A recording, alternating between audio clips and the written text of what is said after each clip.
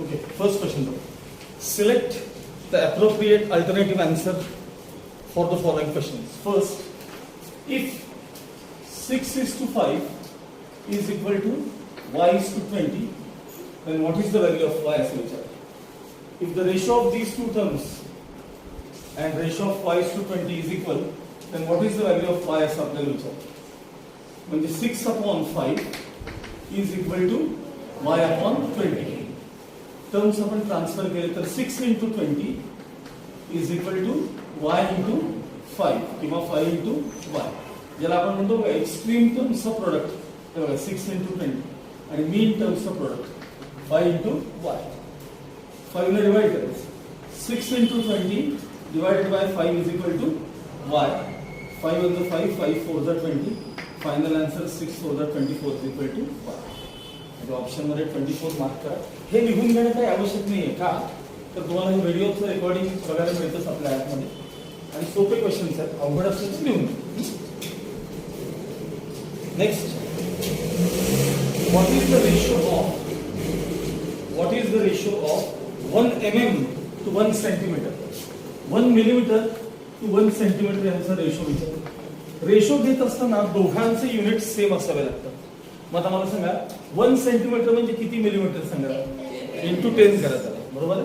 मग आता 1 mm as it is आणि पुढे 1 सेंटीमीटरला मी काय लिहिणार सांगा 10 mm लिहिणार. मग आता मात्र दोघांचे युनिट सेम झाले की नाही बघा. मग रेशो त्यांचा काय येणार सांगा 1:10. आता हे रिड्यूस तर काय होत नाही तर फायनल आन्सर काय त्याचं 1:10 option C. The ages of Jatin Nitin and Mohsin are in the ratio are 16 24 आणि 36. नाव काय काय बघा जतीन त्याच्यानंतर नितीन आणि मोहसिन यांच्या एजेसचा रेशो एजेस काय दिले तुम्हाला 16 24 आणि 36 आणि कोणाचा एजेसचा रेशो विचारलाय नितीन्स एज टू मोहसिन्स एज. आता नितीन टू मोहसिन म्हणजे या दोघांचा आपल्याला रेशो विचार म्हणजे रेशो किती असणार 24:36. 12 2s are 12 3s. Final answer is 2:3. Next question बघा. 24 bananas were distributed between Shubham and Anil in the ratio 3:5. How many bananas did Shubham get? काय क्वेश्चन आहे बघा. 24 bananas were distributed between Shubham and Anil in the ratio 3:5. हे बघा शुभम आणि अनिल यांना कोणत्या ratio मध्ये दिले 3:5 रेशो मध्ये बनानास मिळाले. मग समजा शुभमला मिळालेले बनानास 3x असतील कॉमन मल्टिपल x तर अनिलला मिळालेले किती असतील सांगा 5x. दोघांना मिळून 3x + 5x = 24 बनानास दिले. वाचा दोघांना मिळून किती दिले सांगा 24 बनानास दोघांना मिळून तरी दिले. मग 3x + 5x = किती 24 म्हणजे 8x = किती 8 3s are 24 म्हणजे x = किती 3. मग शुभमला बनानास किती मिळाले बघा 3 × x आणि x ची व्हॅल्यू किती आहे 3 म्हणजे शुभमला मिळालेले बनाना 3 3s are 9. त्यांनी काय विचारलं तर शुभमला किती बनानास मिळतील. ऑप्शन डी येतं. What is the mean proportional of 4 and 25?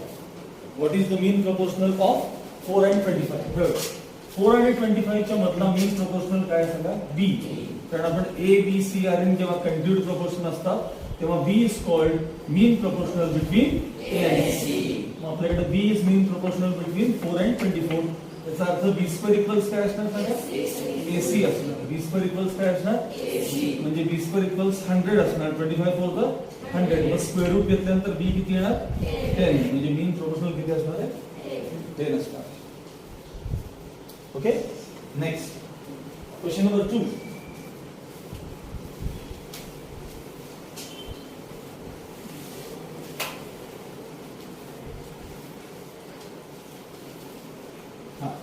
Question number 2. For the following numbers, write the ratio of first number to the second number in reduced form. तुम्हाला दोन numbers दिलेत आणि त्यांचा रेशो तुम्हाला काय विचारलाय reduced form मध्ये विचार. त्यातला फर्स्ट क्वेश्चन बघा 21 and 48. तर त्यांचा आपल्याला रेशो पाहिजे. Ratio is equal to 21:48. Cancellation जर करायचं असेल तर तुम्हाला हे टेबल्स यायला पाहिजे. कोणाच्या टेबलमध्ये येतात तर 3च्या. आणि नाही कळत असेल तर असं बाजूला करायला 21/48. 3 7 21, 3 16 किंवा असं करा 3 1 3 एक राहिला मग 3 6 18. तुम्हाला जे जमेल. फायनल आन्सर किती आलं 7/16. आता हे दोघं कोणाच्या टेबलमध्ये येतात का सांगा. रिड्यूस होईल का अजून. Final answer 7:60. त्यातला शेवटचा क्वेश्चन बघा. आता मी डायरेक्ट रेशो लिहितो. शेवटचा क्वेश्चन रेशो 114:133. लास्ट क्वेश्चन त्यातला लास्ट क्वेश्चन 114 and 133. टेबल्स पाठ असले की लवकर कळतं. 19चं टेबल मनातल्या मनात म्हणून बघा बरं. येत असेल तर 19चं टेबल एकदा म्हणून बघा बरं. 19चा पाढा जर सेमी किंवा इंग्लिश मराठी मीडियमला असेल 19चं टेबल एकदा सहज म्हणून बघा बरं. 19चा पाढा म्हणून बघा.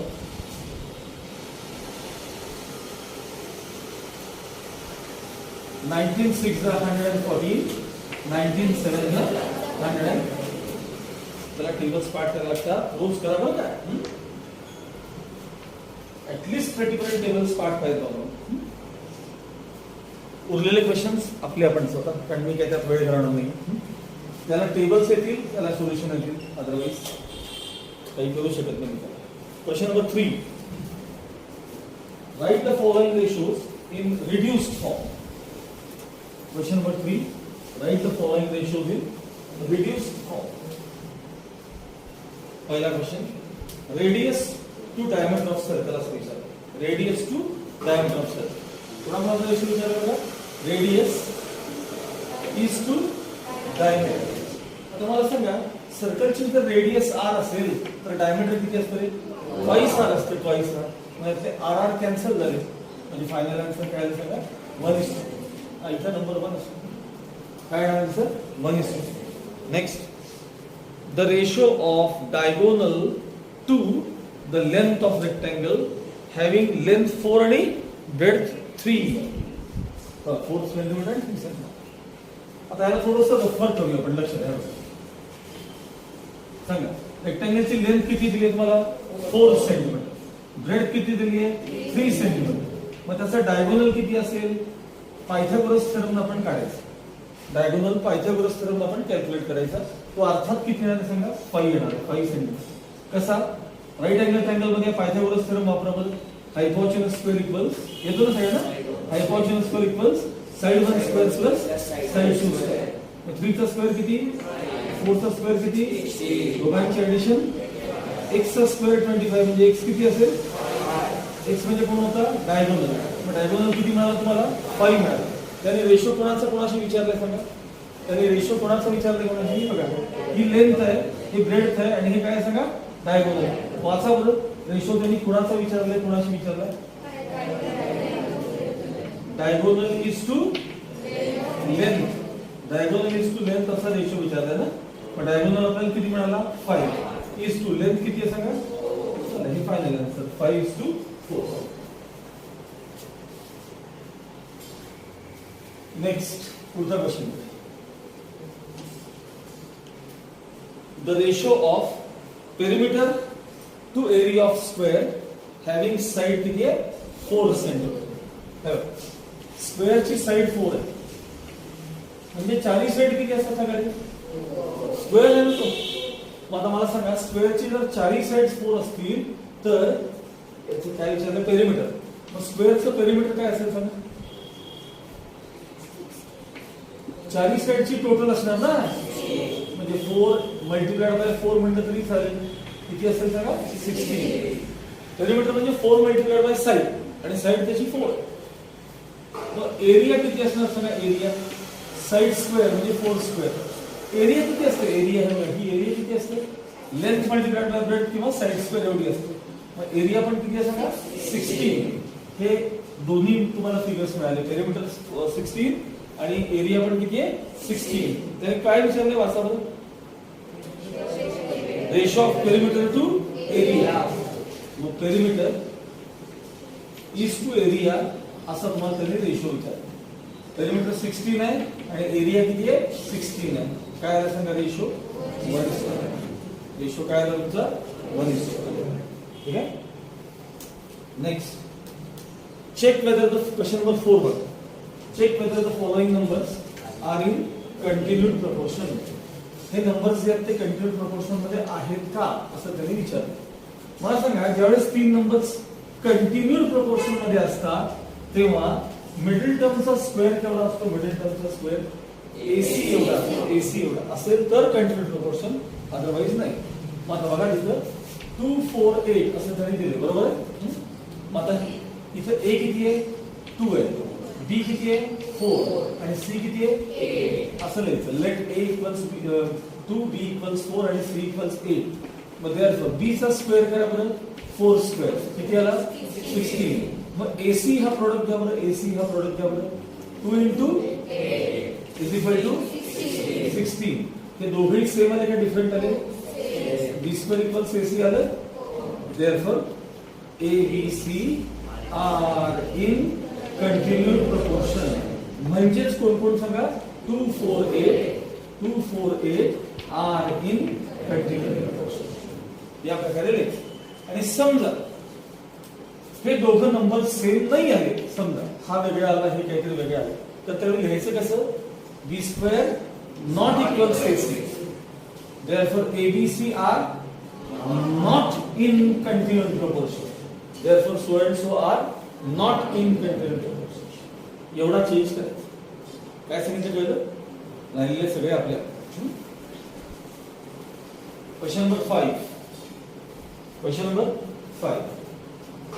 ABC are in continued proportion. A ची व्हॅल्यू 3 आहे, B ची व्हॅल्यू 27 आहे. फाइंड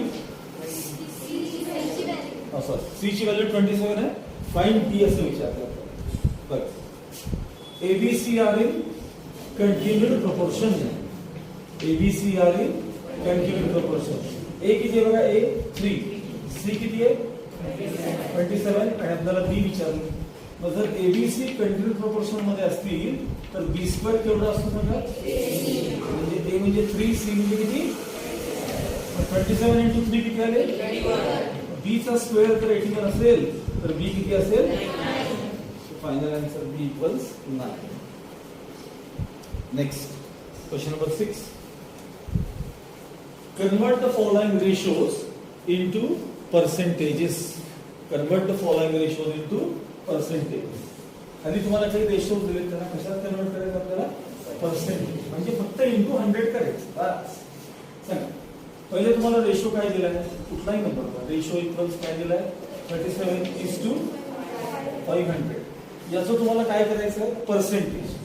देअरफॉर पर्सेंटेज इक्वल्स पहिल्यांदा रेशो नाही करतो काय जो असेल तो आणि त्याला इंटू काय करायचं 100. पर्सेंटेज मध्ये कन्वर्ट करताना फक्त 100 ने मल्टिप्लाय करा. म्हणजे काय आन्सर आलं सांगा 37/5. मग याचं डिव्हिजन करून बघा. 37 ला 5 ने डिवाइड करायचं, बाजूला करायचं, रफ डिव्हिजन करायचं. 7.4 इतके पर्सेंट. 37 ला 5 ने डिवाइड करा. आणि ज्यांना येत नसेल त्यांनी इथं बघा 37 डिवाइडेड बाय 5. 5 7 दा 35. रिमाइंडर किती राहिले 2. Decimal point 0. 5 4 दा 20. रिमाइंडर 0. किती आला आन्सर बघा. असं करायचं ज्यांना येत नाही त्यांनी. ठीक आहे. मग आता मला सांगा त्यातलं मी तुम्हाला अजून कुठलं करून दाखवू असं वाटतंय का सांगा. त्याच क्वेश्चन मधलं. अरे मुलींनो ते ओरल करायचं क्वेश्चन आहे. इंटू 100 केल्यानंतर 2 2 0 कॅन्सल झाले. 12 च्या टेबल मध्ये 144 येते. काय चला नेक्स्ट आपला आपण करायचं. Question number 7. जरा मोठं दिसलं की लगेच विचारतात. अहो तुम्ही सांगायचं की मी उशिरा स्टार्ट केला असतं. सॉरी या नेक्स्ट टाइम.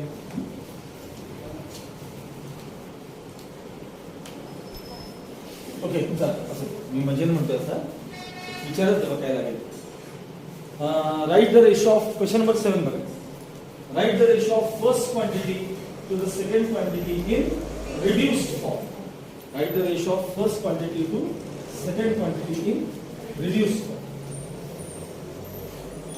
फक्त एक गोष्ट लक्षात ठेवायची, इथं रेशो कॅल्क्युलेट करताना काय पाहिजे सांगा, युनिट सेम असावे लागतात. काय सेम असावे लागतात? युनिट सेम असावे लागतात.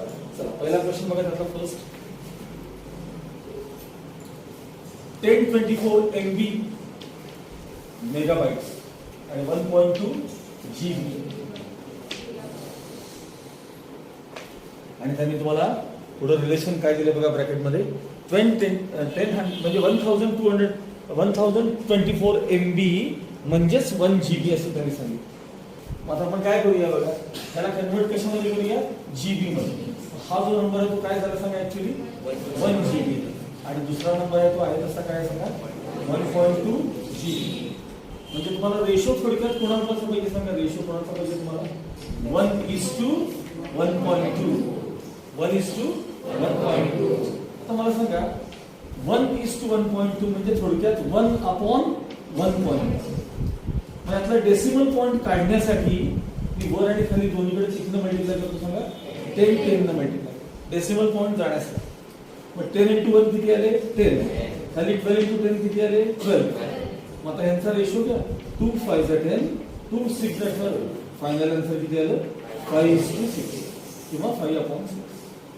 काय काय केलं कळलं का बघा, काय दिले त्यांनी, 1024 MB म्हणजे काय सांगा, 1 GB. आणि हे ऑलरेडी GB मध्ये, दोन्ही GB असल्यामुळे त्यांचा रेशो आपल्याला आता कॅल्क्युलेट करता येईल. युनिट सेम झाल्याशिवाय रेशो काढता येत नाही. त्यातला सेकंड क्वेश्चन बघा.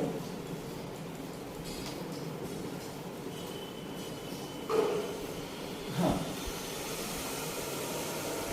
17 रुपीज, मी असं लिहितो, स्पेलिंग लिहित नाही, 17 रुपीज आणि 25 रुपीज किती पैसे, 60 पैसे. आता यांचा तुम्हाला रेशो विचारतो, ठीक आहे. बघ मला सांगा, ह्याला सगळ्यालाच पैसेमध्ये कन्वर्ट करा. 17 रुपीज म्हणजे किती पैसे सांगा, 17 × 100 म्हणजे 1700 पैसे. 1 रुपी म्हणजे किती पैसे रे, 100. मग 2 रुपीज म्हणजे किती, 2 × 100. तसं 17 रुपीज म्हणजे किती, 1700 पैसे. Second point.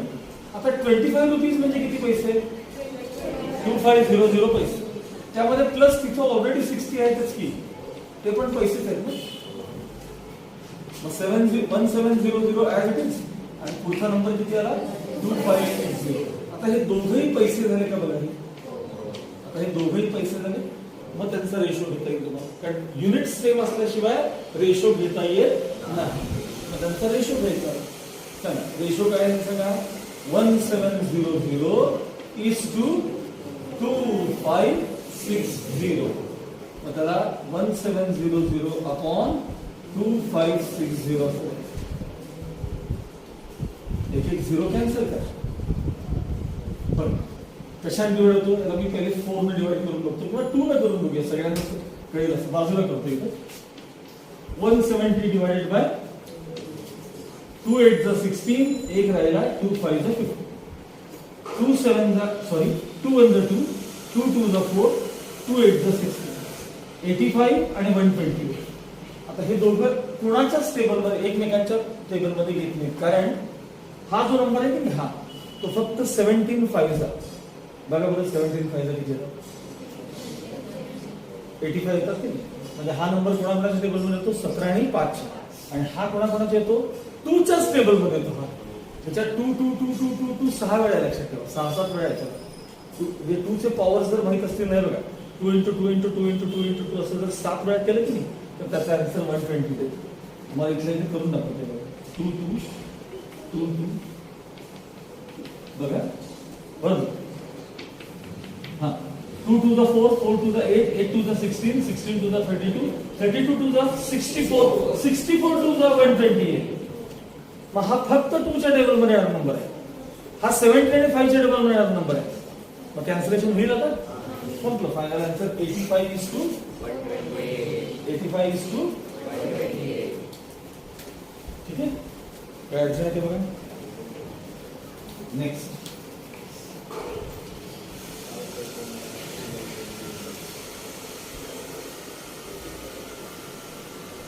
हा 5 डझन आणि 120 युनिट्स. 5 डझन आणि 120 युनिट्स.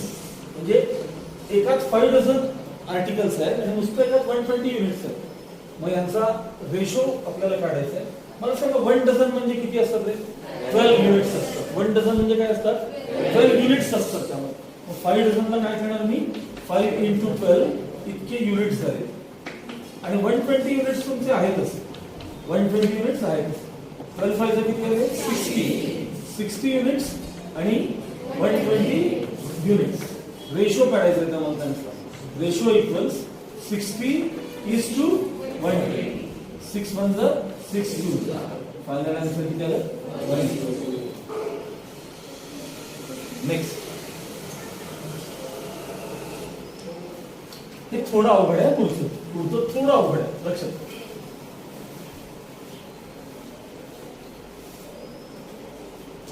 बघा. 4 स्क्वेअर मीटर आणि 800 स्क्वेअर सेंटीमीटर. आता मला सांगा याच्यात तुम्हाला मीटरचे सेंटीमीटर करता येईल. स्क्वेअर ही टर्म सेम आहे शेवटी, पण मीटरचे आपल्याला सेंटीमीटर करता येईल की नाही? सांगा. 1 मीटर म्हणजे किती सेंटीमीटर सांगा? 100. 1 मीटर म्हणजे किती सेंटीमीटर? मग आपल्याला काय वाटतं? याला नुसतं 100 ने मल्टिप्लाय केलं की ते कन्वर्ट होईल? नाही. का सांगू? हे बघा, हे जे की नाही ते स्क्वेअर मीटर आहे. असं का असतं? स्क्वेअर मीटर ही टर्म काय आहे ते माहिती तुम्हाला? एक एक्झाम्पल देतो. बघा, हा स्क्वेअर आहे. बघा, हा स्क्वेअर. रेक्टँगलची लेंथ 2 आहे, ब्रेड्थ पण 2 आहे. तर एरिया 2 × 2 किती येते सांगा? 4 येते. किती येते? 4 येते. ती मीटर × मीटरचे स्क्वेअर मीटर होतात. मग या मीटरला जर मला सेंटीमीटर मध्ये कन्वर्ट करायचं असेल तर × 100 केलं पाहिजे. आणि याला पण सेंटीमीटर मध्ये करायचं असेल तर × 100 केलं पाहिजे. म्हणजे 2 वेळा मला 100 ने मल्टिप्लाय केलं पाहिजे. याला किती वेळा? कारण ते नुसतं मीटर नाही आहे, स्क्वेअर मीटर आहे. ते 2 मीटर आहेत. त्यामध्ये 2 मीटर आहे. म्हणजे याला मी × 100 दोनदा केलं पाहिजे. तर आता ते स्क्वेअर सेंटीमीटर झाले.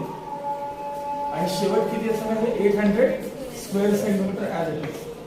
आता काय झालं सांगा? 4 1 2 3 4 4 0 आहे स्क्वेअर सेंटीमीटर आणि हे 800 स्क्वेअर सेंटीमीटर. रेशो पाहिजे तुम्हाला 40,000 800. 2 0 कॅन्सल. 8 1 8 8 5 40 आणि 1 0. फायनल आन्सर किती आलं बघा? 50:1. फायनल आन्सर किती आलं? 50:1. आणि आता लास्ट, किलोग्रॅम टू ग्रॅम. सांगा कशाला मल्टिप्लाय करायचं? केजीला. किलोग्रॅमचं ग्राम व्हायला कशाला मल्टिप्लाय करायचं? 1000. 1.5 ला 1000 ने मल्टिप्लाय करा. 1.5 ला 1000 ने मल्टिप्लाय करा. किती आले सांगा? 150. कशात झाले आता? हे ग्रॅम मध्ये झाले. आणि पुढे काय सांगा? 2500 ग्रॅम झाले. दोन्ही ग्रॅम मध्ये कन्वर्ट झाले. रेशो घेताना 2 2 0 कॅन्सल. 5 3 5 5. फायनल आन्सर किती आलं? 85. एवढंच घेऊन थांबा. बाकीचं नेक्स्ट पिरियड मध्ये करूया.